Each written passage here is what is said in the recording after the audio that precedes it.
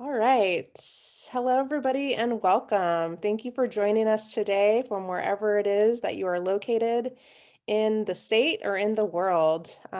We are here today with the California Tribal Families Coalition webinar series, Special Topics in Indian Child Welfare, the intersection of missing and murdered Indigenous peoples and child welfare. My name is Geneva Shaw, and I am the CTFC Training and Curriculum Development Director. And I am tuning in today from the beautiful homelands of the Wiyot peoples along the coastline in beautiful Humboldt County.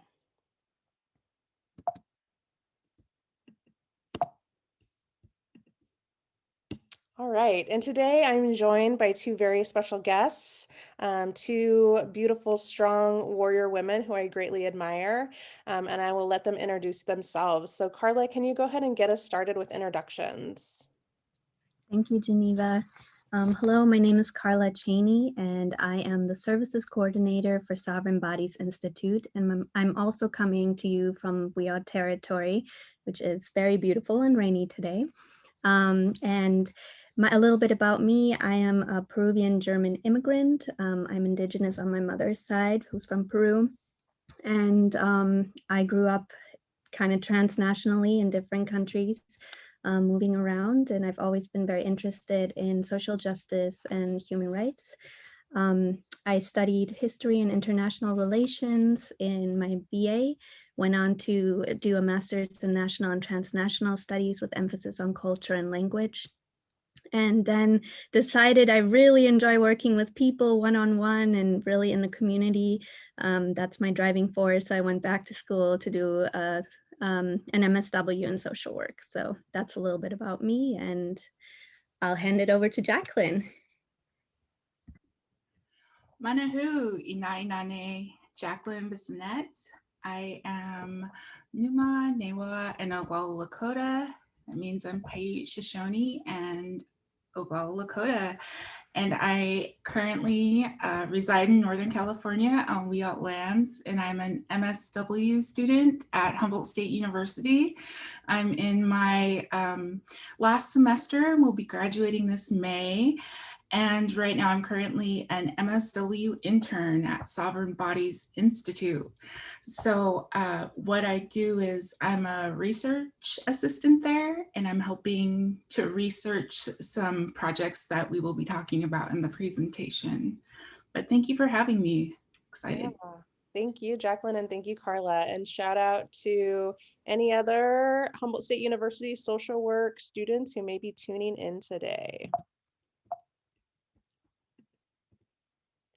All right, so today, again, this webinar is brought to you by the California Tribal Families Coalition, whose mission is to promote and protect the health, safety, and welfare of tribal children and families, which are inherent tribal governmental functions and are at the core of tribal sovereignty and tribal governance. For those of you who are interested, I highly encourage you to check out the work of CTFC in more detail by accessing the beautiful redesigned recently webpage, and also a great place for training resources, kind of current policy initiatives, and more future webinar features on a variety of different topics. All right, so today we are going to be building awareness and supports for our most vulnerable children, which is at the heart of today. We are going to be doing so by getting to know the work of Sovereign Bodies Institute, also will be referred to as SBI throughout the presentation. We're going to have an introduction to the intersection of child welfare, child sex trafficking, and missing and murdered Indigenous peoples. We are going to be touching on how Indian children in Indian country are particularly vulnerable to trafficking and the missing and murdered Indigenous peoples epidemic, if we can call it that, and also kind of share some ideas for how we can get involved, support the work, and continue our education around this really impactful subject matter. I do want to caution us that when kind of discussing topics related to the work of SBI, ranging from missing and murdered Indigenous peoples to human trafficking, child sex trafficking, and child welfare in general. Some of these areas can be really, really heavy, and some of our viewers may have really personal experiences with some of these topics. So in that way, it can really touch us in a variety of ways. So I just caution us that, we are going to be touching on some heavy topics, and encourage us to access our tools, our knowledge, the love that we have around us in our homes and in our communities, so that we can take care of ourselves in the best ways that we know how. So to get us going today, and for those of us who maybe aren't familiar with the powerful work of Sovereign Bodies Institute, can you, Carla, get us started with telling us a bit about what SBI does? Yes, absolutely. Excuse me. So SBI builds on Indigenous traditions of data gathering and knowledge transfer to create and disseminate and put into action like research on gender and sexual violence against Indigenous peoples. So we help with conducting, supporting, and mobilizing culturally informed and community engaged research on gender and sexual violence against Indigenous peoples.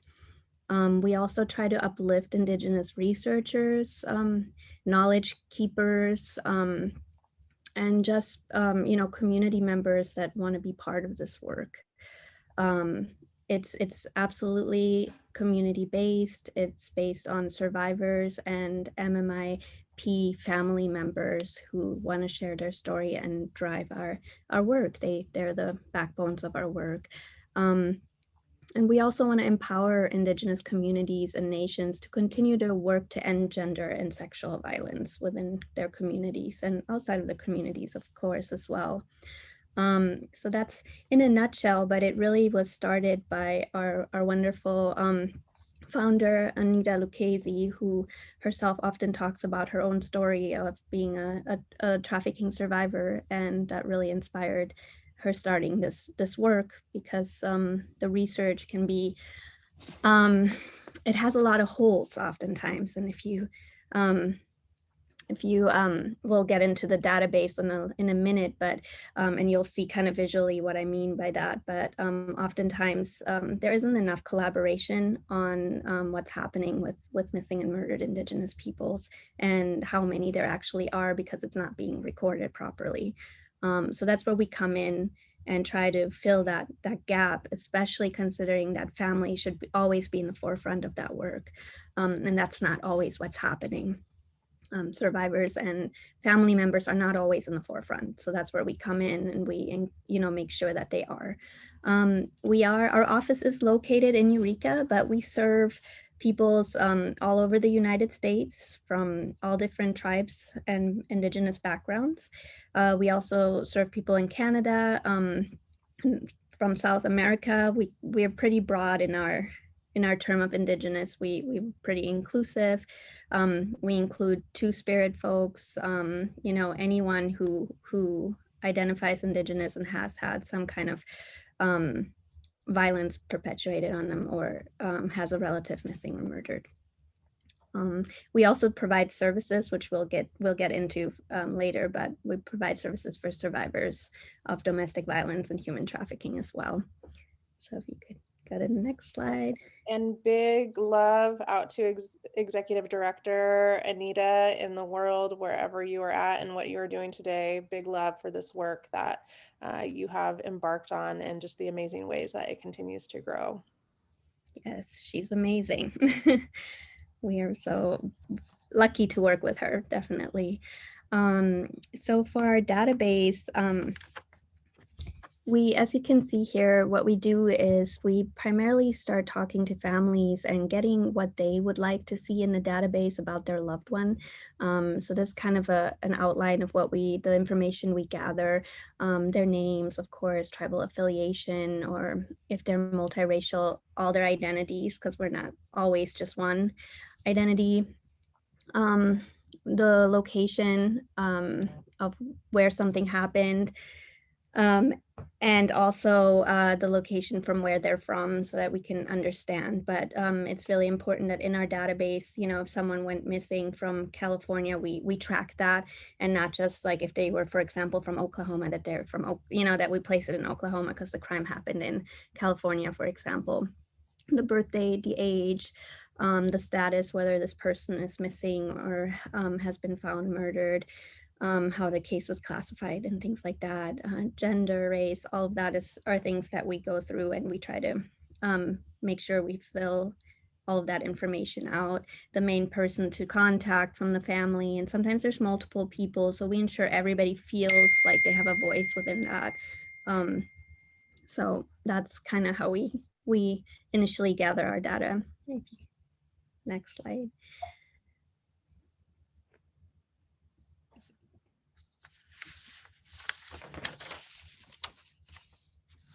So on top of talking, of course, to families and survivors of our relatives, we also take into consideration already pre-existing data from maybe the police or media or the UIHI. We try to include all of that data to fill the gaps, because as you can see on this graph, we don't always have the same information. So we try to get the information from every source possible to get a more full sense of what's actually happening.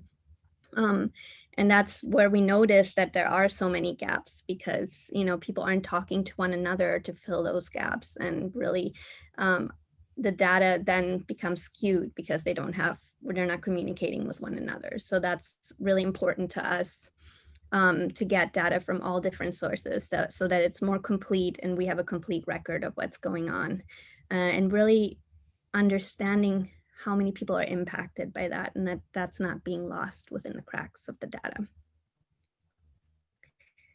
Slide.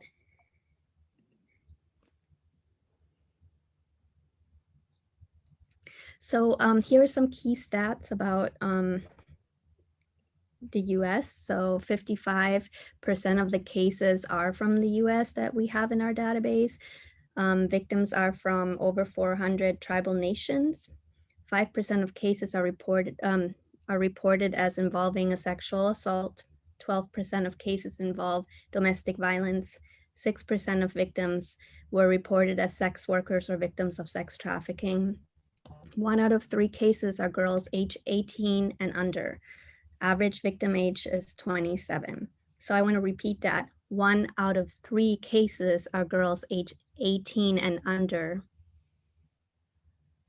69% of victims who were in foster care were also victims of sexual and domestic violence, and 41% of those victims experienced sex trafficking and sex work. California ranks number 5 on that. So all of us have a responsibility to ensure that these young children are not being trafficked.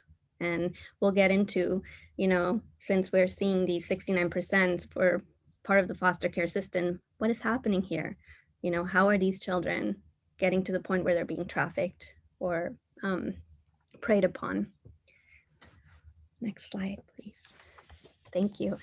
And this is just another visual to see California specific, how many cases and what are the high areas. So as you can see, Northern California, the territory where all 3 of us speakers are at right now, is really high in our case loads. We have 20 to 30 cases, and this is, again, information we've gathered, but we continue to gather information. So these numbers, as people are finding out about what the work we're doing, they're coming forward. And oftentimes that takes a while. So these numbers change, you know, over time. So currently that's the number we have. But as you can see, there's different areas that have higher populations of missing and murdered Indigenous peoples. And Northern California is definitely way up there. That's not to say the urban areas are not, but oftentimes also misclassification of people can skew the data at times. So oftentimes people that are Indigenous are not categorized as racially being Indigenous. And so then we don't hear about that case until the family comes and finds us, or we find the family. But they might be categorized as white, or they might be categorized as Hispanic, or so then that impacts how we were able to see the data. Next slide. Thank you. So here's some more information, and I wanted you guys to have some visual of just the data that we already have gathered. So statewide, 135 cases of MMIWG, so missing and murdered Indigenous women and girls. That was our emphasis initially, was on women and girls. We are now including men as well, but we're working on that more. But initially we were focusing in on women and girls, as that was what the population we were getting most of the cases for. As I said, California is in the top 5 of total number of MMIWG cases, alongside Washington, New Mexico, Arizona, and Montana. 75% of all cases in California occurred in Northern California. Very rural areas, very spread out areas, and that can be difficult when you relate it back to child welfare, and we'll get into that a little bit later. And as I said, it's Humboldt County and Del Norte County that are pretty heavily impacted by that. Of the 135 cases, only 7 have information on alleged perpetrators available to the public, and only 1 of those alleged perpetrators has actually been charged out of 135 cases. So there's a gap between communication and what's being done about this, right? If we're only seeing 1 person being charged at this time. So as I said, the databases oftentimes on a state level or a federal level might miss these cases and miscategorize them. So 82% of the MMIG cases of California are not in any official missing persons database. 56% of Indigenous women and girls in California, OAG's missing persons database, are misclassified racially. So as you can see, I'm just giving more specific numbers in the slide of what I've just already mentioned, but that's a problem. And that's why we're doing our work, is to kind of remedy these issues of miscategorizing, not counting these people, so that we know this is happening in the community, but we need everyone to know this is happening in the community. Next slide. And I'll pass it over to Jacqueline to talk a little bit about the services we offer and her experience with us at SBI. Before I talk about the services, I just kind of wanted to mention something about the data also that we collect. There is so much data collection on Native people, and it's collected about us, but not by us.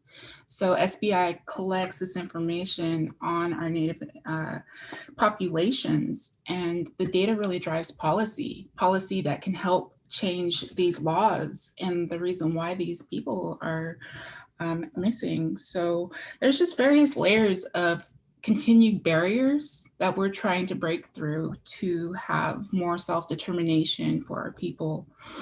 But what we also do at SBI is we have support groups, and we have what we call them virtual art therapy groups, and they're called, we also call them circles of care, a few names there, but Carla is the main facilitator and I'm her co-facilitator. And what we do is we run support groups for women and families of MMIPs who need just some extra support. There are families and individuals out there who are survivors of violence, survivors of trafficking, and we're really there to help them to get that cultural support that they may not be getting at this time. It's really hard for people to get that because of the pandemic. So what we found is, and because our population that we service is so large, like Carla said, we help people from all over, north and south of the border. And if they wanted to join these support groups, the way to do that is through Zoom. So, we really encourage them to come to us. And right now we're working on a beading project, and we are sewing, some women were finishing up a project where they were sewing flowers And I wasn't there when that project started, but we also are talking about starting a new project where we want to make earrings. And then there's a weaving project that may be starting soon. But what we really encourage, and I know that Carla has said this earlier, is that, you know, SBI is based upon survivor leaders. So even for these survivor groups, um, like myself, I'm a survivor of violence.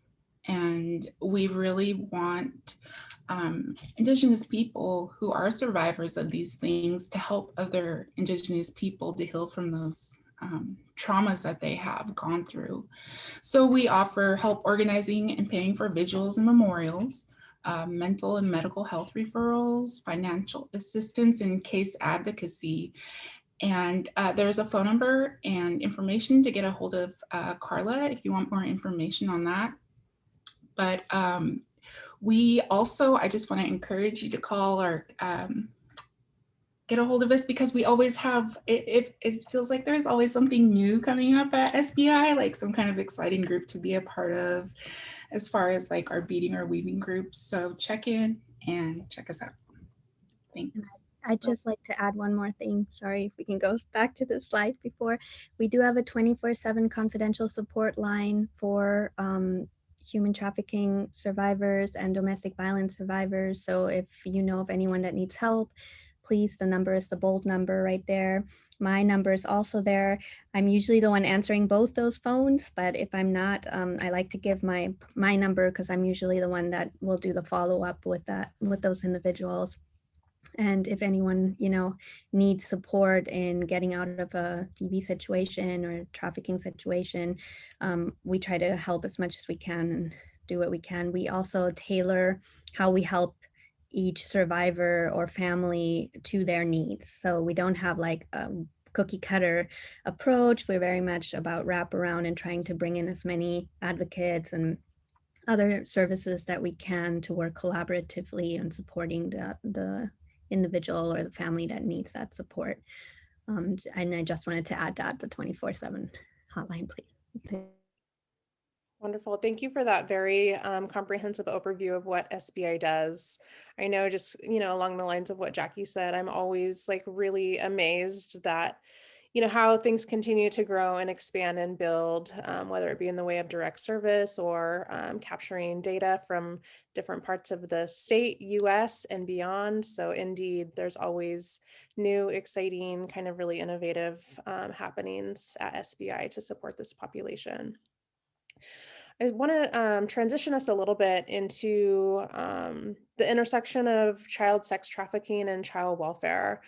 Certainly something that is highly underreported, you know, for a variety of reasons, as you can imagine. And as I was doing a little bit of just my own research on this topic area, you know, that was something that was kind of expressed over and over again in whatever information, published data and information that was available, was that it is highly underreported. But nevertheless, kind of some of the information that has been gathered cited a number of alarming statistics, including several studies showing that 50 to more than 90% of children who were victims of child sex trafficking have been involved with child welfare services.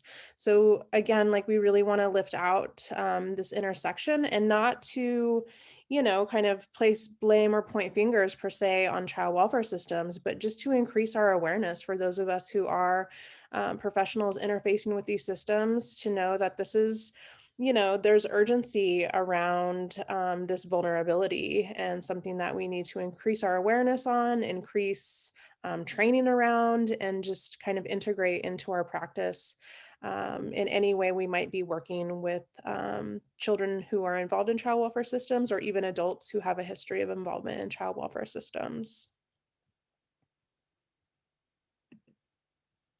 And so along those same lines, we wanted to kind of give some more visual and kind of paint that picture a little bit more. So I'm going to ask Jacqueline to talk to us a little bit more about share some of the background information that is known about the intersection of child trafficking and exploitation and child welfare systems. Sure. So I wanted to show the child welfare system chart on the left and the missing and murdered Indigenous people jurisdiction chart on the right.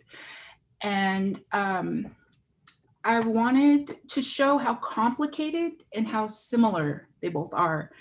And this also shows that the pathway to foster care closely follows the same path to trafficking. And families have to take these steps to get through the child welfare system. And those same kids that may have fallen through those steps and are now MMIPs, their families now have to take those steps to the right to find them. Currently, there are 400,000 children in foster care. And when we talk about the child welfare system, we're referring to this massive system with many moving parts and layers. There are networks of public, private entities in charge in various waves of the safety and well-being of these children.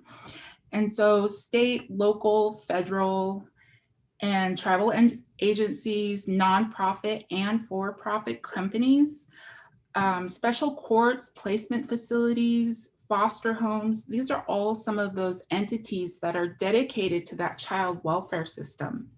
In the child welfare chart, there are 4 outcomes. One is reunification, custody with another family member, parental rights terminated, leading to adoption, and then the last one is when youth age out. All throughout those steps, those kids could fall through the cracks.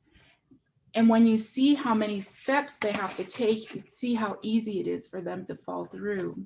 On the other chart, it shows how to find a missing or murdered loved one, and it helps you to find what jurisdiction to ask help from. Because in Indian country, we have so many laws about jurisdiction because of our sovereignty, which I will get into next, but it's just a very complicated system. And I know that this is hard to read, and you guys probably can't really see all the words that closely, but I just wanted to give that visual of what was happening there.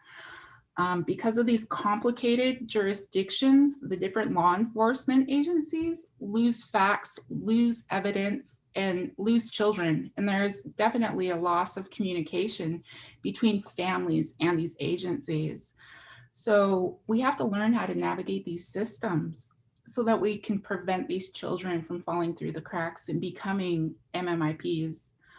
I wanted to read this statistic. The National Crime Information Center reported in 2016 that there were 5,712 reports of missing Native and Alaskan Native women and girls through the US Department of Justice's Federal Missing Persons Database. So there was 5,712 reports of missing Native women or girls, and they only logged 116 cases out of 5,716.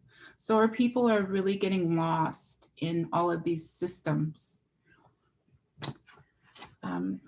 Next slide, please. Yeah, thank you, Jacqueline. And we're going to talk a little bit more about kind of how the modern child welfare system has contributed to the missing and murdered Indigenous people injustice and how those might intersect.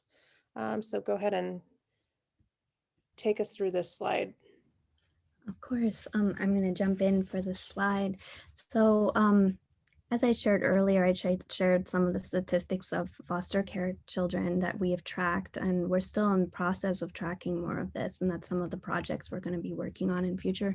But 27% of the 4,200 plus MMIWG cases in SBI's database are girls age 18 and under, as I mentioned previously, and 35% are 21 and under. So that's a really large number of young girls that are going missing and are being murdered. And if you think about 69% of the victims who were in foster care were also victims of sexual and domestic violence, and 41% of those victims experienced sex trafficking or sex work. That's really alarming rates. Um, and then the other part that's really complicated within our work is, for example, there's we have data on nearly 20,000 incidences of missing Native youth across Washington, Montana, and New Mexico. But for example, California will not provide us with their data. So those are barriers we face. We're trying to bring that data together, and if we can't get agencies to collaborate with us, it makes it more difficult. And why is this data being kept when it's such an important issue?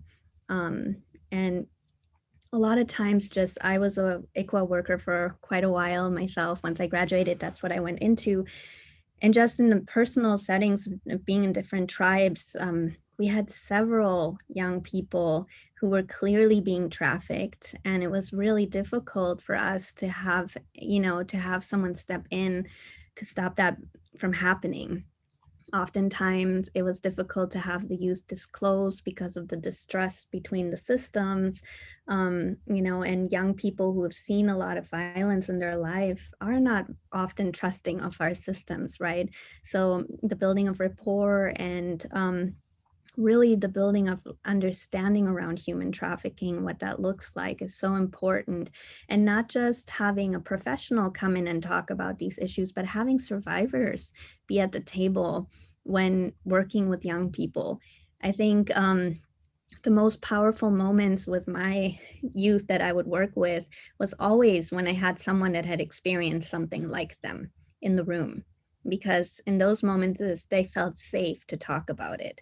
And oftentimes survivors don't want to talk to social workers about what's going on with them. They want to talk to someone who really understands what's happening. And that's the part that I really, our hope is that there is more training around what to look for in terms of human trafficking, who to bring to the table to make a youth feel comfortable enough to disclose who's doing that to them.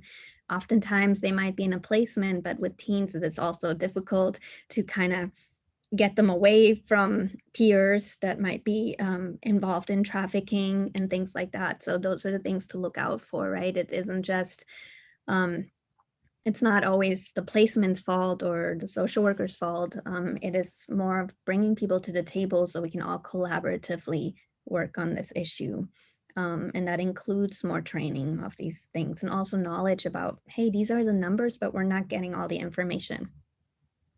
And that's where we're trying to step in and fill that part of the gap. But, any social worker can be of help with that, definitely. Yeah, thank you for that. That was powerful, powerful reminders, which kind of leads us into the next question or next kind of area of focus in our conversation, which is, how do we see the relationship between ICWA compliance and upholding the spirit of the act with prevention and early intervention of missing and murdered Indigenous peoples in justice? Because we know, um, American Indian peoples are, at an increased kind of place of vulnerability because of our generational backgrounds of abuse and trauma, coupled with the impermanence of foster care that makes children in out-of-home care especially vulnerable. And research has actually pointed to the fact that traffickers target children in foster care because of those increased vulnerabilities. And then again, like layered with, our historical trauma, impacts of colonization, we know that Native youth are even kind of heightened in that vulnerability. And just, again, just as I was kind of preparing for this conversation, just some of the information that I came across, pointed to, the traffickers exploit the fact that children in foster care or run away from care may not have, their familial, emotional, or basic needs met. And traffickers kind of step in and promise to meet those needs, employing, psychological manipulation, financial incentives, and then kind of layer that with a lot of violence, coercion, drugs and physical control to retain and exploit them. And those are, when we talk about like our most vulnerable young people, we have to really kind of honor these young people who are incredibly vulnerable to this injustice. So I'll let you share a little bit about this slide and this really powerful quote from somebody who shared their personal experience.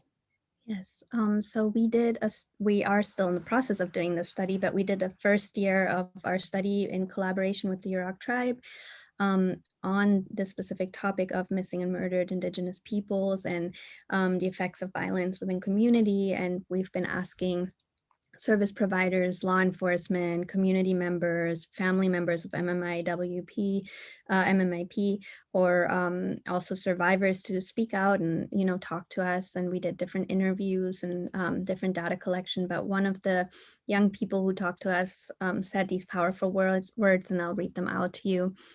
It was me and the guy. We were driving and he pulled over. He was telling me to lie about my age and he had dope, and he took it and he sprinkled it on the floor. The officer walked up to the window and I said how old and I said how old I was, but I didn't know the year that I was born. They knew that I was lying. They didn't.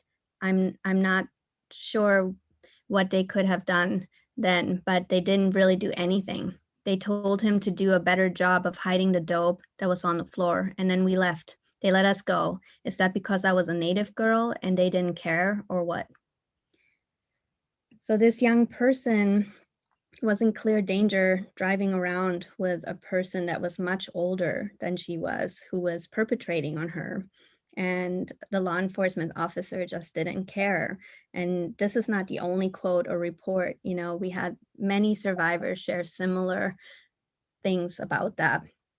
And in this study, and just share that they didn't. And one of the main things is not feeling safe in their community, not feeling like anybody really is there to support them. So whether that is the system of child welfare or whether that is the police, when you don't feel like anybody's going to really speak out for you, there's a barrier there, right? And then you're not going to come forward and share because you think that's normal at this point. Another quote that I'm going to read out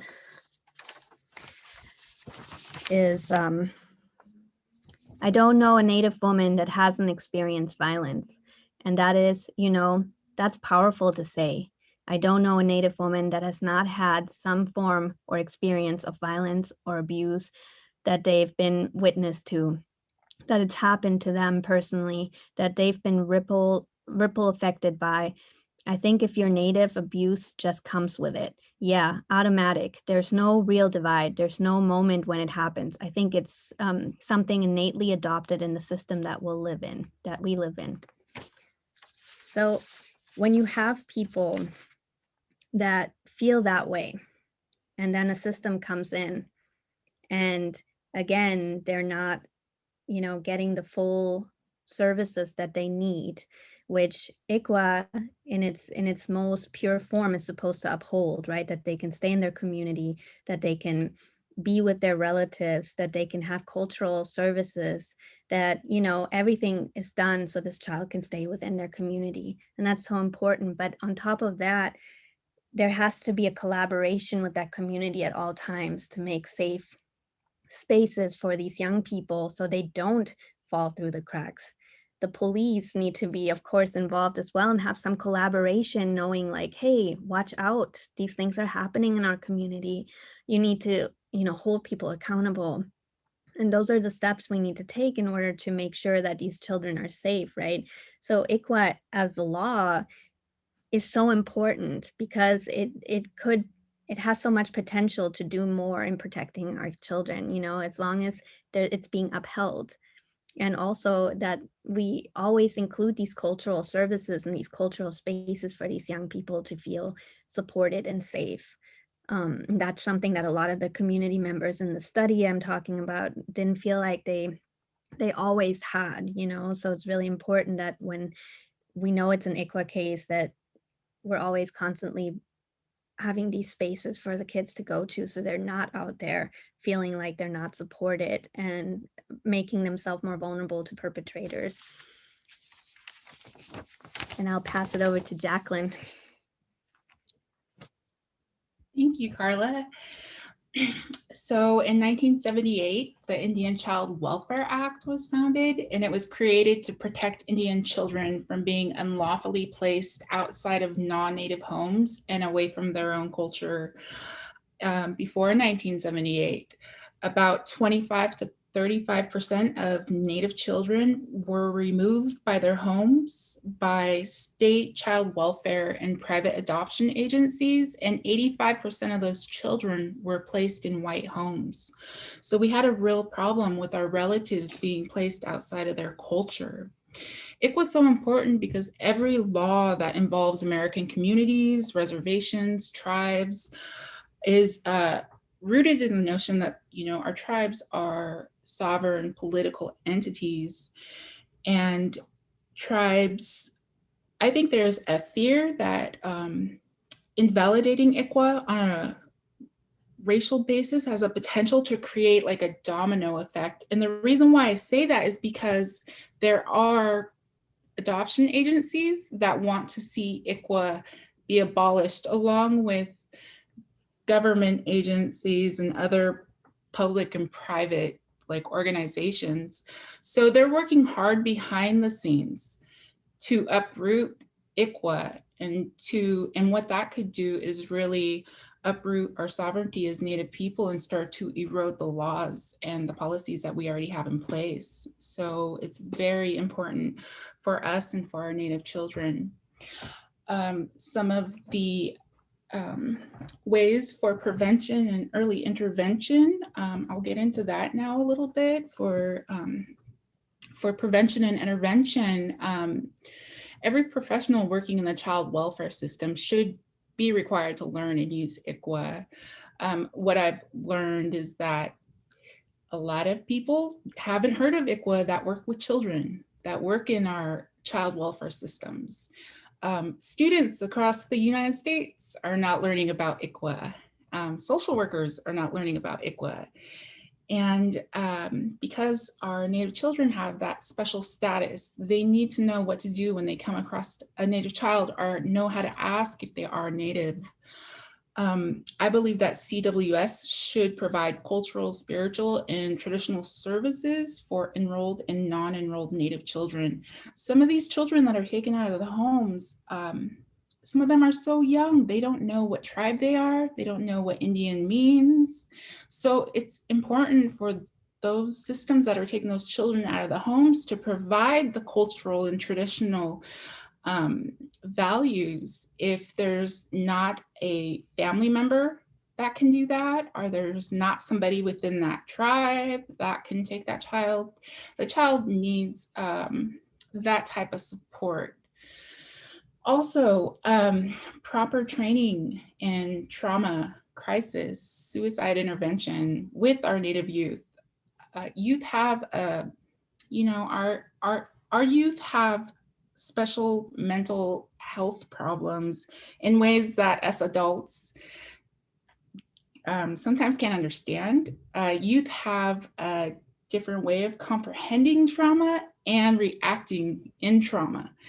And so as professionals, I think it's important that we all get trained on how to speak to youth, how to show them love, how to offer them services, how not to judge them, how not to make them feel guilty, how not to stigmatize them for what they have gone through. Tribes, schools, leaders, law enforcement agencies, organizations, and advocates can help with prevention of trafficking by educating parents, children, and community members about the dangers of sex trafficking. I know growing up, that was something that I was never taught. I never even heard about. And I would see, commercials of kids getting picked up, like maybe at the store, which is really unrealistic. Like when these traffickers the majority of them aren't strangers on the street. The majority of them are people that we know in our community, family members, or our intimate partners. So prevention is really, really important there. Also healing men. We need men in our communities, healing men and young boys in tribal communities to protect the women, children, and elders, and to help those other men that are still healing to heal in a good way. We also need more programs for Indigenous people to learn proper parenting techniques, how to love, how to live, how to be a good relative. With the boarding school era, our parents, my grandparents, weren't taught those parenting skills, and we lost our values as Native people. So I think with the creation of, there's a program called, I forget, I just had it on the top of my tongue too. It's about fatherhood. But Fatherhood is sacred. yes. So programs like that really help our parents and help and that's a good example of men helping other Native men. And we also need to create more safe spaces for our children. We need to create those not only in our homes, but in our communities, in our tribes, at schools, out in public, and really have that protection around those spaces for our children. Would you like to add anything, Geneva? Well, I just would like to add that as an advocate or as a services coordinator and, you know, running groups or things like that, it is always amazing to me how similar stories can be about, you know, going through the system and then becoming a survivor of violence, you know, or having had violence in childhood, having then been in the system and then being re-victimized later in life, you know, and trafficked. And that's I would say about 95% or more of my clients went through the system prior to them being re-abused in adulthood. So that alone is alarming. It's alarming because it's a pattern, and I see it over and over. And having been a ICWA worker and a crisis worker in the tribal setting, you know, I saw that pattern start with these young children, and now I'm working with the adult version of these young children, you know, and I feel like it's so important that we know what's happening, we see it, we're able to collaborate on gathering that data so that we can better create services together. And this is not a blaming or shaming of agency. The most important part is that we understand this is what's happening. How can we fix it as a community? You know, because we're all in community and we're all trying to move towards better services for our people, right? So I just wanted to bring that in, that I see the consistency within my work all the time. And that's why we're doing what we're doing in terms of collecting the data so we can better pinpoint how to address it, you know. Absolutely. Thank you for that. I appreciate all these kind of, ideas or kind of actions for increasing prevention and early intervention, and just cannot underscore enough the necessity to engage in meaningful collaboration and teaming across systems, across professionals, across communities and jurisdictions. Because I think, we come from our various professional standpoints, whether it be law enforcement, advocacy, tribal representatives and leaders. And I think we can typically all agree that we want children to be safe, and we want to do work that protects children and honors their best interests. But we often have competing approaches, resources, interests, understandings for how that is done. And to do that really meaningful and intentional teaming and collaboration requires us all to humble ourselves and to kind of sometimes set aside egos and what we think we know, to come together to build solutions that are effective. And so I just encourage us to all engage in our work in ways that are collaborative and that honor that teaming approach, because we need each other, to really have impacts in breaking cycles of violence and creating healing and wellness in in all communities, not just Indigenous communities, but we know as Indigenous peoples, we don't just exist in an Indigenous world. We exist in a variety of different communities, as we all do. So we have to be in this work together. So thank you for really kind of highlighting that. So that takes us to, kind of the ongoing work of not only Sovereign Bodies Institute, but just kind of in this, you know, the energy associated with increasing awareness of missing and murdered Indigenous peoples. And then also, like, what are some kind of other actionable items or things that we can be kind of keeping our eyes out for, policy changes and initiatives that are on the horizon? So I definitely, and it'll come up in the next slide, but I definitely encourage you to go to our website, sovereignbodies.org, to see our resources. We have the report I talked about earlier, which you'll see the picture again the next slide. But in this particular toolkit that's up right now, that's available on our website for free. It's a toolkit to help with research.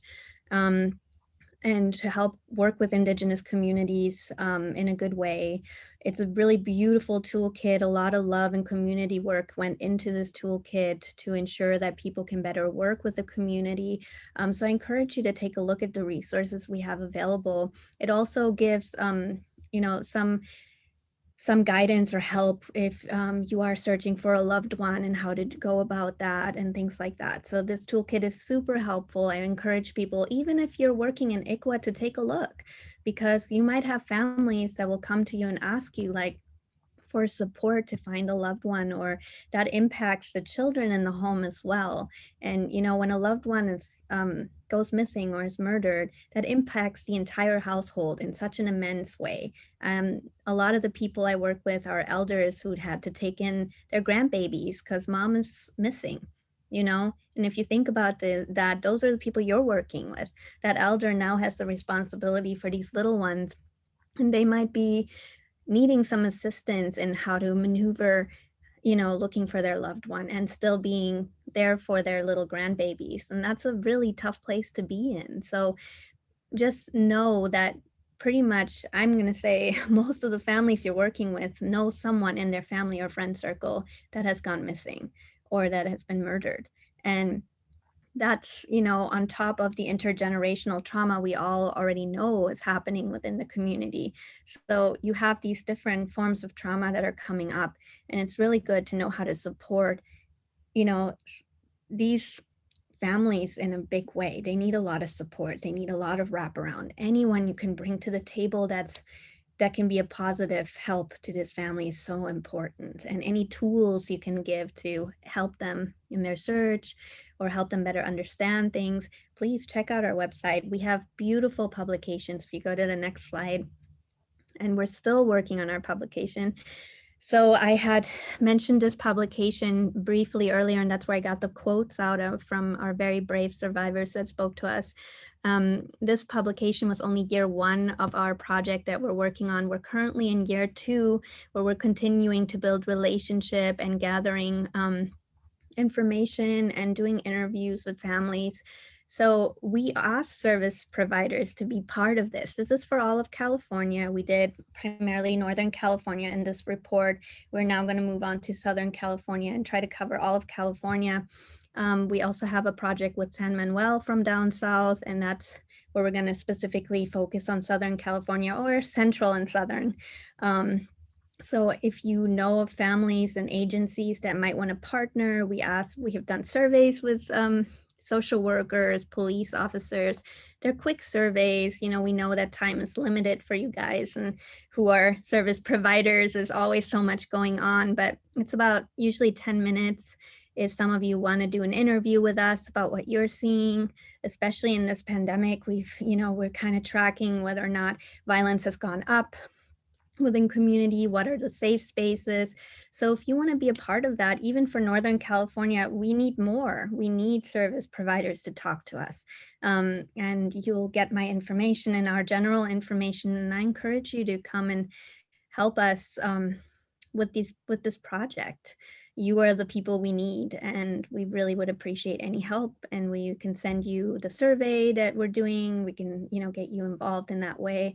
And you're helping fill that gap with data if you want to work with us collaboratively on this.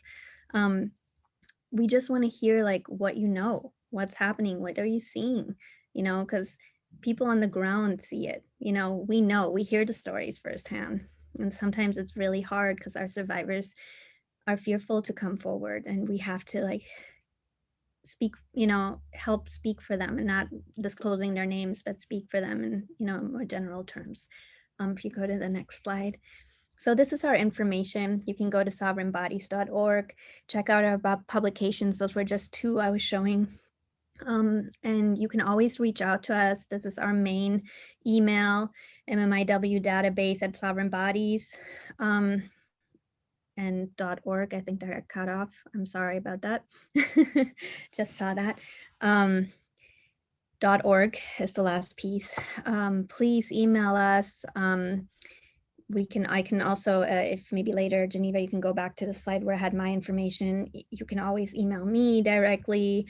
And if you have questions, I will say we are protective of the data we get from our families. It's not accessible for just anyone. We have a process for people to access anything from our database. I say that because we safeguard our families and our survivors. So if you are like, I want to see this data, I'm just going to let you know there is a process, and we screen people because we do have people who don't want to use this information for positive impacts on our communities. And we will not openly just share with anyone, but we have a lot of resources on our website with the general information from our publications where you can get a lot of that information. The toolkit has beautiful graphs of areas throughout the United States and what's happening in each of the areas with numbers associated with it, like how many people are missing, what's going on. We also encourage you, if you have any survivors that you're working with that are parents of your children that you're working with, please direct them towards us. We are more than happy to be an extra assistance, and we'll collaborate on working together for that family. I really want to push that. We want to help, and we're here. Not everybody knows that we're here to help in that way as well. We're still growing. We're pretty new, so we're still growing, but we definitely want to be a support to families. Yeah, so get involved. Watch out for our publications. We're going to have some beautiful new things coming up in the next year or two, next 2 years. We have really beautiful data we're collecting, and we need everyone to help us. Thank you so much, Carla and Jacqueline, for taking the time out to share with us the work of Sovereign Bodies Institute today. I just want to thank you both for your bravery, for your advocacy, and for your dedication, not just the two of you, but the entire SBI team and family on this really incredible and powerful and necessary work.